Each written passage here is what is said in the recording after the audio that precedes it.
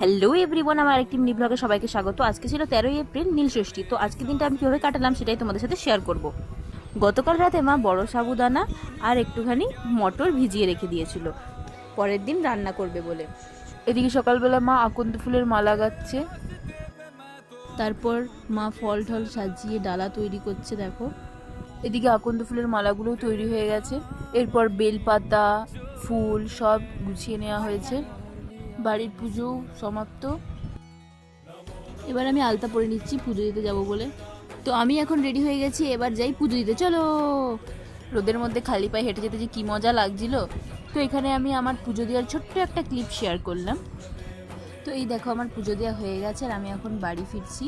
বাড়ি এসে দেখি মা আমার জন্য সাবু দিয়ে উপমা বানিয়ে দিয়েছে। এটারও আমি পরে একটা ভিডিও পোস্ট করব। তো এদিকে দুপুরে খেয়ে নিয়েছিলাম পরোটা, ঘুগনি, একটু শশা কুচি আর আলু ভাজা। তো আজকের জন্য এটুকুই, দেখা হচ্ছে পরের ভিডিওতে। টাটা।